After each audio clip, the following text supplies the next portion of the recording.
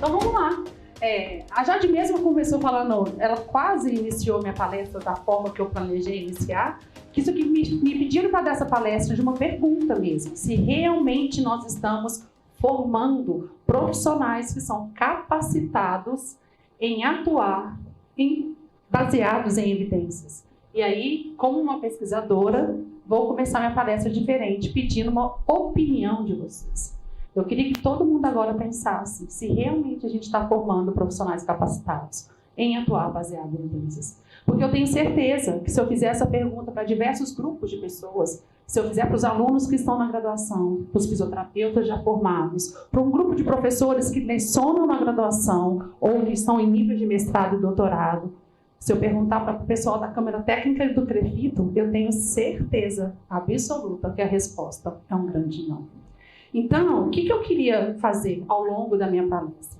Eu vou tentar apresentar para vocês quais são as habilidades que nós, como profissionais da área da saúde, deveríamos ter para ser realmente um profissional que atua na clínica baseada em evidências científicas. Então, eu gostaria que vocês me ajudassem.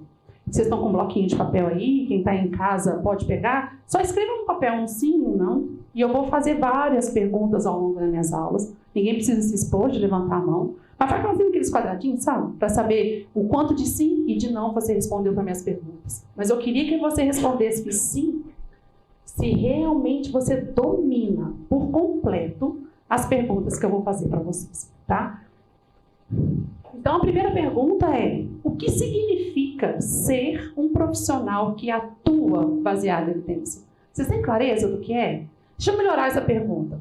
Se vocês sabem ou não sabem o que é, qual é as principais diferenças do profissional que atua baseado em evidência e daquele que não atua? É claro para vocês? Para que eu comece a explicar o que é atuar baseado em evidência, eu preciso trazer o conceito do que é prática baseada em evidência. Você sabe o conceito? O que passa na sua cabeça quando eu faço essa pergunta? Que todo mundo fosse pensando e analisando o seu autoconhecimento. Se passou na sua cabeça que fazer prática baseada em evidência é ler artigo científico, é saber metodologia, é fazer pesquisa, vocês não sabem o que é prática baseada em evidência. Porque leitura de artigo não é prática baseada em evidência. Fazer aula de metodologia também não é prática baseada em evidência. E muito menos se tornar um pesquisador. O pesquisador produz o conhecimento para vocês utilizarem na prática clínica. Prática baseada em evidência é um conteúdo 100% para clínicos. É a prática clínica do profissional, baseada em ciência. Só qual é o problema? O problema é que, como a gente está dentro de uma universidade e a gente aprende, nos gradua na universidade, a palavra universidade parece sinônimo de pesquisa, não parece? Então, a gente tem a crença de que tudo que é ensinado para a gente dentro de uma universidade é claro que foi testado pela ciência. Não parece claro isso? Mas não é. Infelizmente, dentro das nossas graduações, são ensinados para a gente pseudociência. Não só da física, não estou falando mal da minha profissão. Hoje, eu tenho um Instituto de Prática Baseada em Evidência e leciono para todos os profissionais da área da saúde. E é constante para todas as profissões. Para vocês terem ideia, no curso de psicologia, 80% do curso é uma falácia. É só psicanálise e não tem evidência. Então, a gente tem que, primeiro, quebrar esse conceito de que tudo que a gente aprende na universidade é baseado em evidência. Então, qual é a definição de prática baseada em evidência? Prática baseada em evidência é saber o que fazer com o seu paciente. É simplesmente um modelo de tomada de decisão clínica, que envolve 3 componentes principais. O primeiro componente é saber o que fazer.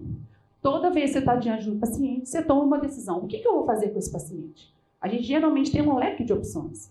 Dentro dessas opções, essas opções que vocês têm disponível foi testada pela ciência? Foi comprovada que realmente funciona? E não só existe estudo sobre isso, existem estudos clínicos em pacientes de boa qualidade, porque o estudo tem que ser de boa qualidade. Porque se o estudo for ruim, a gente tem uma mensagem errada, porque o estudo foi mal conduzido.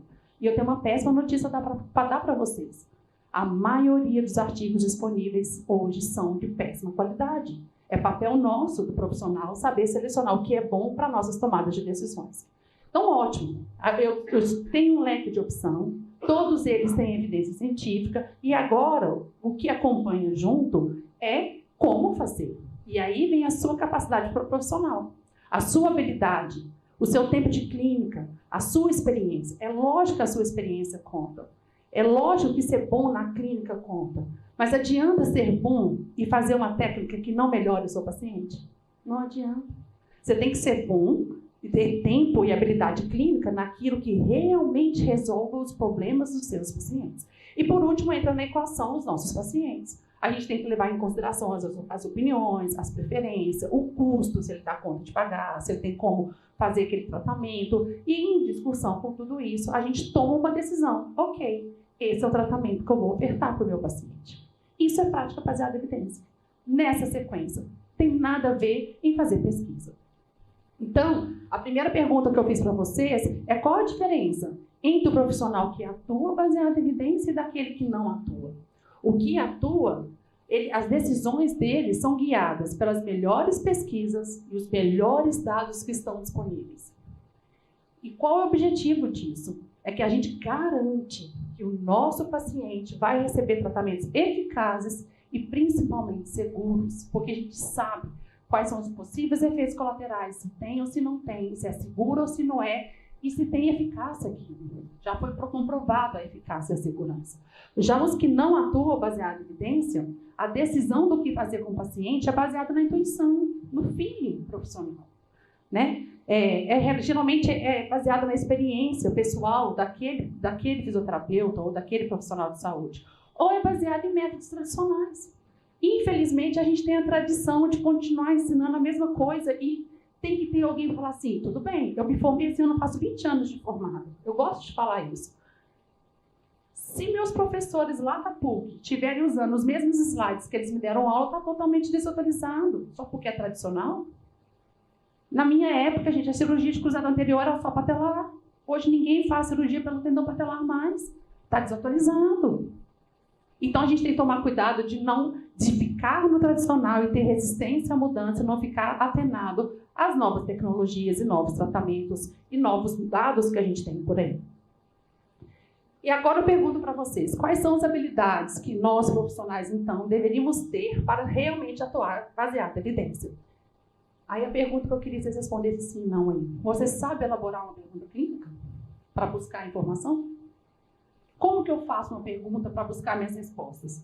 Vocês estão diante do seu paciente, você está com uma dúvida, como que eu elaboro essa pergunta para buscar a resposta da minha dúvida?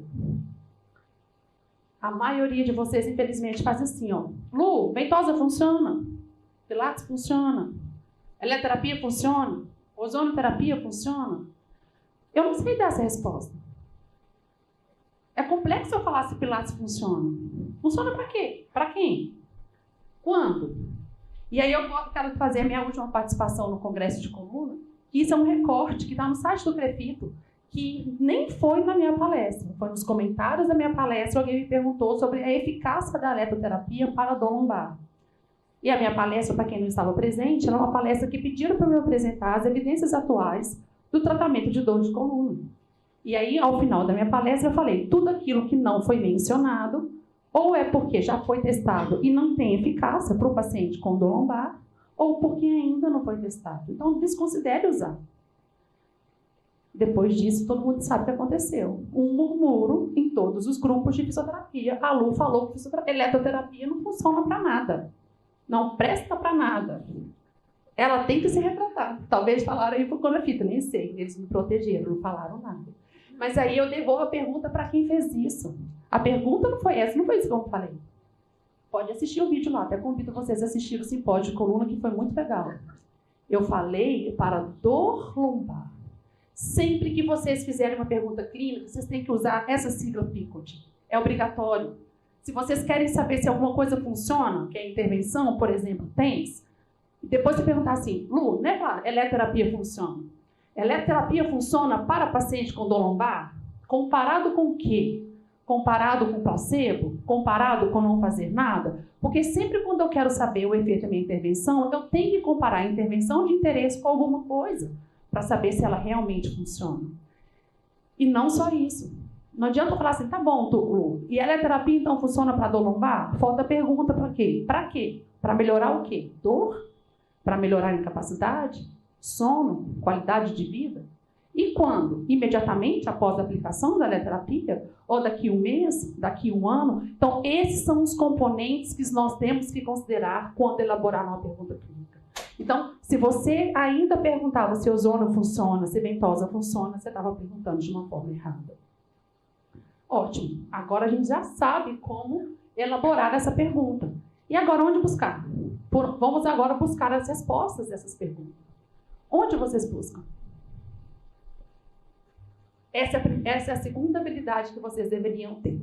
Você deveria saber fazer buscas eficientes. E eu tenho certeza, quando eu te pergunto onde você busca, isso aí passou na sua cabeça. Não minta para mim se vocês não começam pelo Google.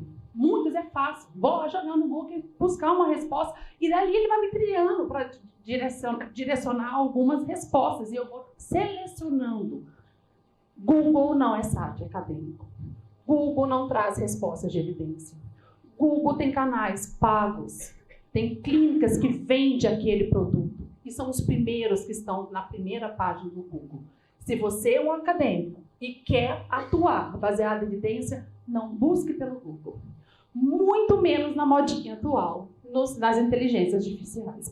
Porque se você joga a eletroterapia funciona, parece uma resposta até plausível aqui. Não é outro, não. Depende, ela foi plausível.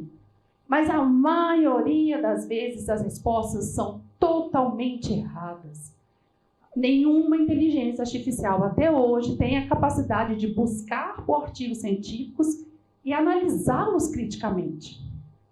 E isso a inteligência não conseguiu fazer ainda não. Pode ser que um dia ela faça, mas ainda precisa da nossa cabeça. Então, cuidado com isso.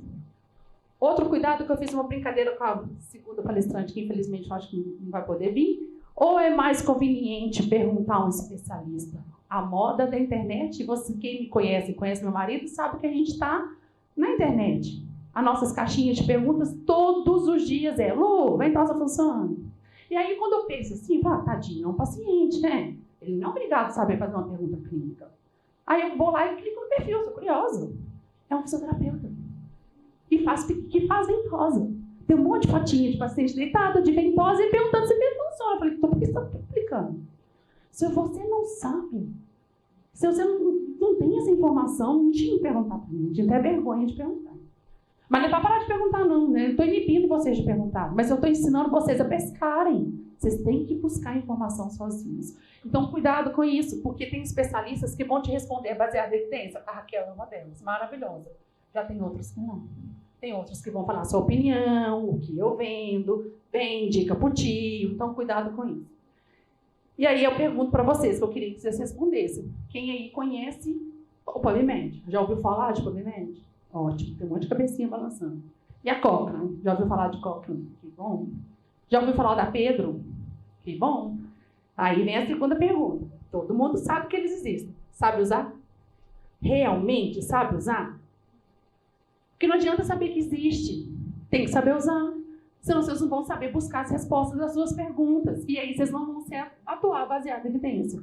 Então, para guiar vocês, é a única parte que eu vou tentar ensinar um pouquinho. Porque na minha palestra não estava para ensinar todas as habilidades. Só estou buscando atenção para vocês me ajudar a responder a primeira pergunta da minha palestra. Somos baseados em evidências ou não? Atuamos baseados em evidências ou não? Vamos voltar no exemplo da ozonoterapia. Quando eu pergunto, o povo pergunta assim, Lu, nosso crefito libera fazer injetáveis. Libera fazer ozono. Libera. A gente tem um podcast gravado com o nosso presidente do crefito. Para quem não sabe, eu tenho um podcast que chama PVCast. Tem um episódio maravilhoso gravado com o Rafael, que eu fiz essa pergunta para ele. Falei, Rafael, vocês me colocam em situações difíceis, porque vocês endossam, regulamentam, né?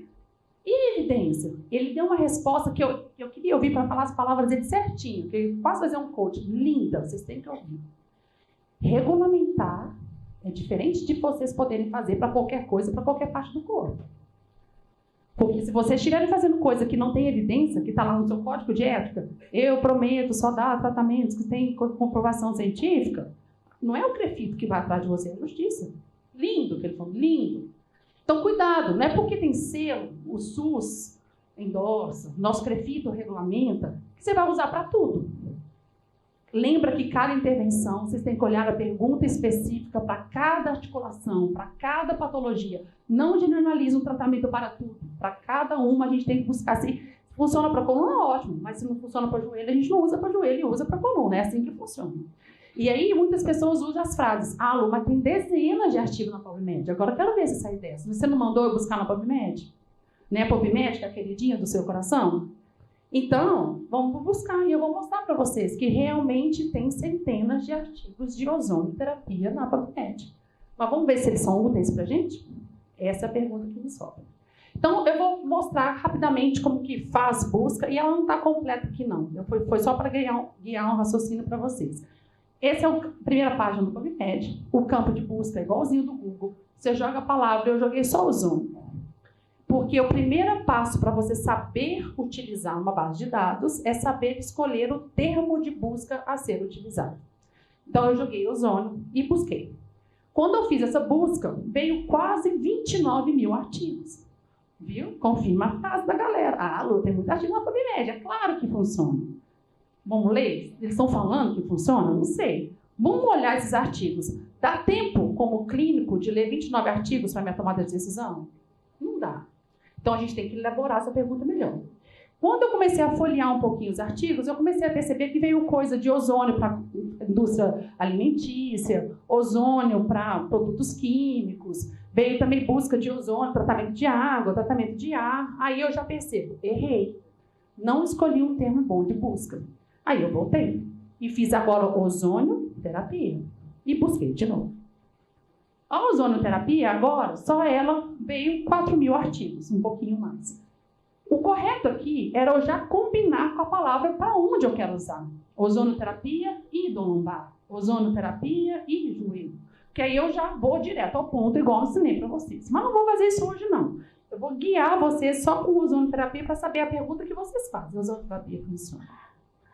Só que aí vem um desafio. Que tipo de artigo vocês vão ler? Vocês sabem? Porque eu tenho uma pergunta clínica na mão. Ozônio funciona? E agora eu tenho que saber se essa pergunta clínica é respondida para que tipo de artigo? Qual é o delineamento de pesquisa que eu tenho que buscar? Essa é uma habilidade que vocês têm que ser para atuar baseada em evidência. Sempre, sempre, anotem aí. Se vocês querem saber o efeito de uma intervenção, só existe um tipo de estudo que a gente pode buscar, que chama estudos controlados aleatorizados. Nenhum outro desses te dá uma resposta se a sua intervenção funciona ou não funciona. Então, eu vim aqui no meu PubMed, no campinho daqui tem um filtro por tipo de estudo. Eu cliquei nos estudos controlados aleatorizados. Essa busca já caiu para 217. Já facilitou. É menos artigos para eu buscar a minha resposta. Mas quando vem muito assim, eu posso facilitar meu meio clínico. Porque quando a gente tem muitos estudos controlados aleatorizados, existe um outro tipo de estudo que é chamado de revisão sistemática. Já ouviu falar? A revisão sistemática é um sumário. Se a revisão sistemática for de estudos controlados aleatorizados, que tem revisão sistemática de outras áreas, eles vão tentar resumir todos os estudos controlados aleatorizados dentro da revisão sistemática. Então, eu troquei minha busca. Eu fui lá e coloquei o filtro agora para a revisão sistemática. Eu tenho agora só 64 artigos. Ainda é muito, mas dá para ler 64 títulos e buscar uma resposta para a gente. Só que aí, eu quis reduzir meu trabalho. E eu coloquei um filtro de tempo. Nenhum estudo fica velho. Isso é importante você saber. Ah, eu só tenho uma pesquisa do ano 80. Não tem problema. Qualquer pesquisa feita é pesquisa válida. O único estudo que envelhece chama revisão sistemática. Porque a revisão sistemática é um sumário da literatura. E se é um sumário da literatura, esse sumário pode ficar desatualizado com as pesquisas novas que estão surgindo. Então, eu fiz um filtro, né? Porque se fala que em 5 anos, provavelmente, essa revisão sistemática está desatualizada. Então, eu pedi para buscar só as revisões sistemáticas de ozônios publicadas nos últimos 5 anos. E aí, eu ensinei para vocês que o correto era combinar com a patologia. Mas o que eu fiz? Eu li todos os 46 artigos que apareceram e separei por patologia que eles fazem. Então, vocês vão ver que a maioria não tem nada a ver com a física.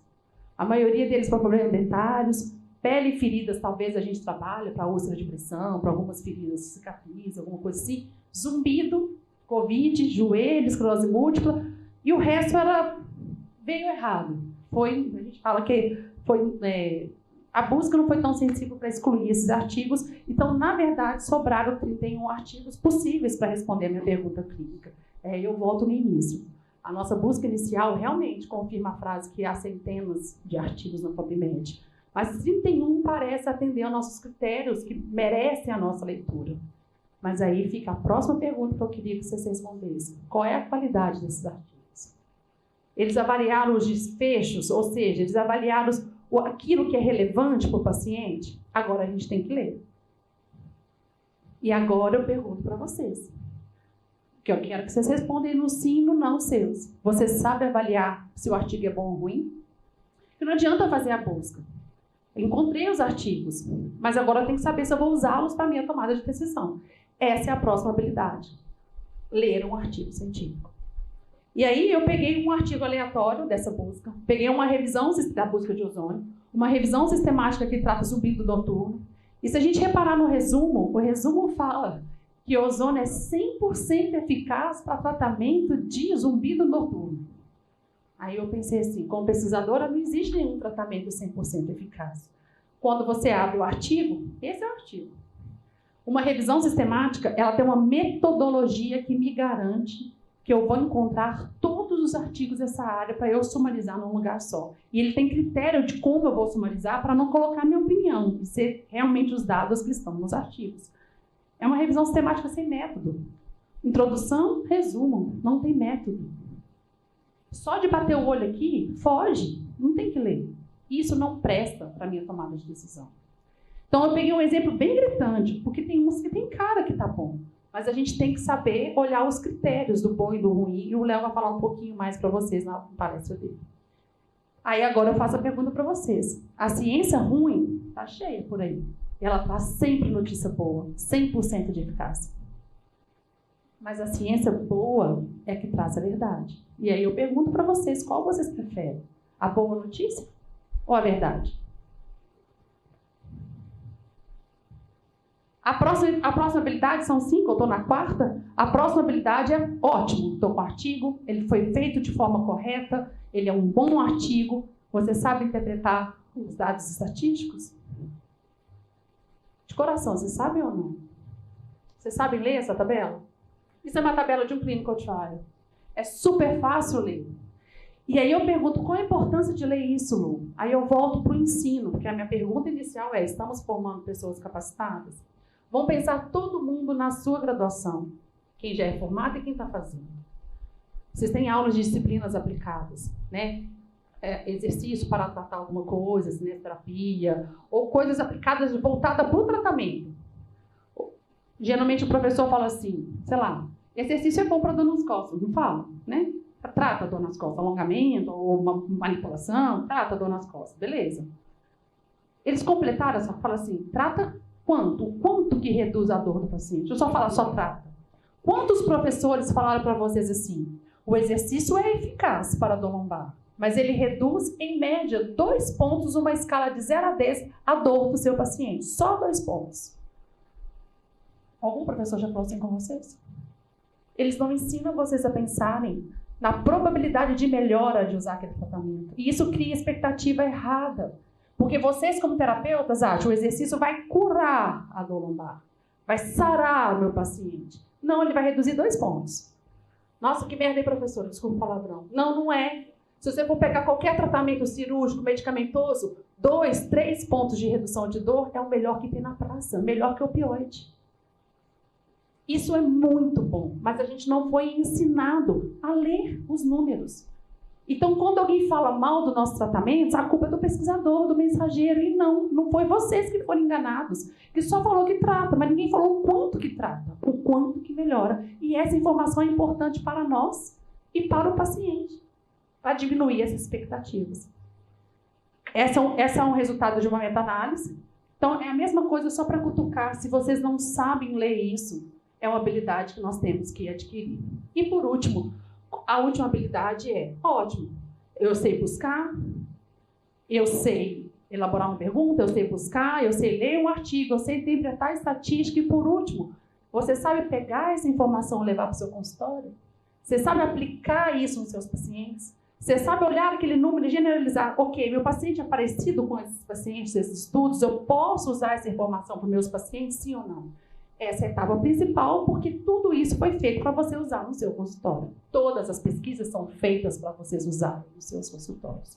Então, esses são os passos. Se vocês querem ser um profissional que atuam baseado em evidência, são 5 passos que vocês têm que saber.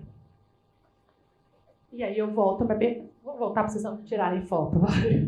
Porque esses passos são importantes vocês saberem. Aí eu volto para o início da minha pergunta. Eu pedi ajuda para vocês no primeiro slide. O que vocês acham da resposta que eu deveria dar para vocês? E aí, nós realmente estamos formando os profissionais capacitados para atuar baseado em evidência científica? Se a maioria da resposta de vocês foi não, nós realmente não estamos. Isso passa longe da grade das universidades, ensinar isso, não só para nós físicos, para todas as profissões da área da saúde. Essa é a minha missão. Eu falo que é um trabalho de formiguinha, eu dou aula disso desde 2007. É um trabalho de formiguinha que a gente faz de cada vez mais, mostrar às pessoas que o caminho é utilizar a melhor ciência para atender nossos pacientes. E aí, qual a realidade para a gente encaminhando para o final? Aí eu trouxe números, né? Que até agora eu só fui provocando a opinião de vocês. Vamos ver o que os números falam. Eu trouxe um estudo feito por uma das nossas alunas de mestrado, a Tatiane Silva, que hoje é até professora lá da Unicid. Ela fez uma revisão sistemática que ela olhou o que os fisioterapeutas pensam sobre o PBE ao redor do mundo, tá? Quais são as opiniões dele, o que eles pensam sobre prática baseada em evidência. É uma revisão sistemática, que dentro dessa revisão sistemática incluiu 12 estudos, e que dentro desses, juntando todo mundo, dava dava precisamente 6.411 fisioterapeutas de 9 países e de 5 continentes, então tinha uma representatividade grande do mundo inteiro. E aí, na hora que pergunta para eles sobre prática baseada em evidência, todo mundo era favorável. A maioria dos fisioterapeutas é a favor de atuar baseado em evidência. Só que eles são a favores. Só que poucos deles têm entendimentos de metodologia e de estatística e conhecem esses conceitos. Então, mostra a deficiência desse estudo, não só no Brasil, em outros lugares também. E esse estudo também perguntou quais são as barreiras, então, por que eles não têm esse conhecimento? Muitos deles falam falta de tempo, falta de capacidade de entender dados estatísticos, falta do apoio do empregador. Gente, eu tenho ex-alunos de mestrados e de doutorados que já foram mandados embora porque eles decidiram ensinar baseado em evidência e a coordenadora falou, aqui não. Você está criando discórdia entre os professores. Tchau. Vou continuar tradicional. Muitos fisioterapeutas dividem comigo. Eu trabalho numa equipe, eu quis implementar o conhecimento, o chefe da equipe não deixou. Então, falta, sim, muito apoio. E a gente tem que brigar para esse apoio acontecer, para que mais pessoas atuem baseado em evidência. Falta de recursos, tem gente que não sabe usar a base de dados, colegas não são favoráveis na implementação do PBE, tem gente que não tem interesse, perda de interesse, e alguns acham que os estudos não são generalizáveis para os seus pacientes. Na verdade, aqui isso traduz uma leitura de falta de saber a última habilidade, de saber como utilizar essa informação na prática clínica. Outro estudo que eu trouxe para vocês, a mesma aluna, a Tatiana, ela fez uma pesquisa aqui no Brasil, com a parceria do CREFITO 3. O CREFITO 3 nos abriu as portas para a gente fazer uma pesquisa que a gente conseguiu entrevistar 490 fisioterapeutas de forma aleatória do CREFITO 3. E a gente fez a pergunta também sobre o PBE, e as respostas foram semelhantes. 13% declararam ter inglês bom ou excelente. Essa pesquisa foi feita em 2015. Nessa época, não saber inglês era difícil ser baseado em evidência, porque a ciência boa está publicada em inglês. Hoje, se eu perguntasse isso, talvez não seria uma barreira tanto mais, porque hoje a gente tem as inteligências artificiais. Hoje o Google traduz um artigo para a gente. Para isso, o Google é bom e nos ajuda bastante a quebrar essa barreira. A maioria só usa o Cielo e o Linux. O Cielo e o Linux, vocês conhecem, são bases mais latino-americanas. Não estou falando mal deles, mas o bom não está lá. Porque o bom está no PubMed. Porque aqui só inclui artigos de línguas latino-americanas. 1,6% usam a base de dados Pedro. Para quem não conhece a base de dados Pedro, é uma base de dados para fisioterapeutas que só inclui estudos de intervenção que nós fisioterapeutas utilizamos. E mais, a Pedro é a mamãe. Eu falo a Pedro porque é a base de dados Pedro. Ela é uma mãe porque, como o pessoal da Pedro sabe que nós, fisioterapeutas, não sabemos analisar a qualidade metodológica daquele artigo, ela dá uma nota para você. Ela avalia, te fala, esse artigo é bom ou esse artigo é ruim, está lá prontinho. Aí você acha o artigo, olha a nota dele e decide se usa ou não. Né? Já te ajudou numa habilidade ali. Só 1,6% usava a Pedro. Menos de 1% visitaram a Cochrane, que é a principal base de dados das melhores revisões sistemáticas que existe no mundo, e 62% dos pacientes consideram que a opinião do expert é a melhor fonte de referência. Todo mundo, quando tem dúvida, liga para um professor querido, para um colega mais experiente, para um expert. E esse expert talvez continue te enganando porque ele também não sabe os conceitos de prática baseada em evidência, não por maldade. Essa pesquisa também a gente perguntou quais são as barreiras, e as barreiras são semelhantes à revisão sistemática, então não vou perder tempo lendo essa tabela para vocês, mas só para mostrar que são as tabelas também de dificuldade com as habilidades apresentadas. Um dos últimos artigos que eu queria apresentar foi um estudo feito pelo Felipe Reis, que ele fez um estudo transversal, que ele analisou, que ele queria saber o conhecimento e as atitudes dos estudantes de fisioterapia sobre prática baseada em evidência. O que ele fez? Ele pegou um grupo, foi transversal, não eram as mesmas pessoas. Ele foi lá na PUC, dando um exemplo, pegou 40 alunos do primeiro ano e depois pegou 20 alunos do último ano e aplicou a mesma prova, sobre conceitos e termos de prática baseada em evidência. E ele queria ver se quem estava formando deveria ter conhecimento maior, concorda? Se aquela universidade ofertasse conhecimentos de prática baseada em evidência. E o que ele percebeu que a diferença da nota de quem era aluno de primeiro ano e de quem era aluno de segundo ano era a mesma. A diferença era pequenininha de nota. Ou seja, durante aquela graduação, parece que nenhum desses conceitos foram trabalhados, porque o conhecimento de quem entrou é semelhante do que está saindo. E o último artigo que eu queria mostrar a realidade que a gente tem sobre isso hoje, não é da fisioterapia, é da odonto, que uma professora, Luciana Sangladi, analisou todos os currículos, as disciplinas ofertadas dos currículos de todos os cursos de graduação de odontologia no Brasil, e ela teve a péssimo resultado que de 274 cursos analisados, só 3,6% tinha alguma disciplina relacionadas com os conteúdos e habilidades que eu apresentei para vocês. Eu tenho certeza, se a gente repetir isso para fisioterapia, para medicina, para nutrição, para psicologia, o resultado é muito semelhante. E isso é triste.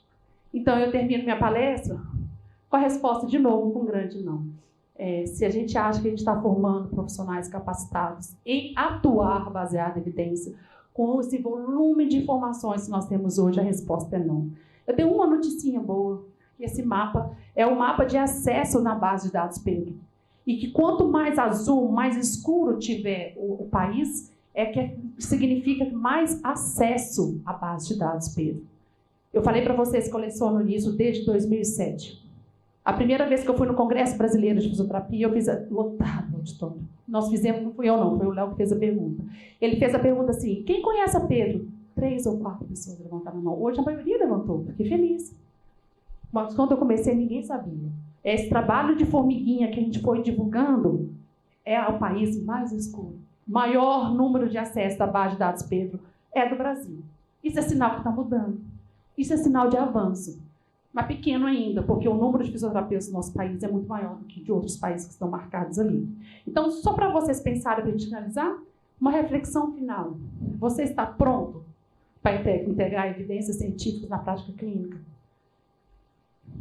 Então, lembre-se de sempre tomar decisões baseadas em evidências científicas para transformar a qualidade do cuidado com o seu paciente. Tudo isso, gente, é pro paciente. Nós somos fisioterapeutas porque a gente quer ajudar alguém. Nós não queremos só ganhar dinheiro. Toda a fisioterapia é para tratar, ajudar alguém. Então, tem que ser com qualidade. E nossos pacientes merecem tratamentos que a gente tem certeza que melhora a condição que ele veio buscar por ajuda. Quais são os próximos passos, então, gente? Vocês que responderam não para a maioria das perguntas, aprofunda-se na leitura de artigo científico, na interpretação de artigo científico. Se você não sabe, começa a fazer. Cada vez mais você vai ficando mais experiente e dominando esse conhecimento. Desenvolva confiança de aplicar evidências na prática clínica. Busque sempre melhorar a evidência disponível para atender, para tomada de decisão. E a ação comece hoje. Todo mundo, quando eu perguntei, fez assim: Lu, eu realmente não estou preparado. Mas tem gente que vai para casa e fala: mas segunda-feira eu vou continuar atendendo do mesmo jeito. Comece. Pega um paciente da segunda-feira e olha a conduta de tratamento e busca. Eu estou fazendo isso. Deixa eu buscar. Deixa eu ver se tem evidência que eu estou fazendo. Comece. Saia da inércia. Não culpa ninguém. Não foi porque a faculdade, a pós-graduação, não importa o nível de estudo que vocês estão, não te preparou, que você não vai estar preparado para a vida. Busque por essa informação. Obrigada.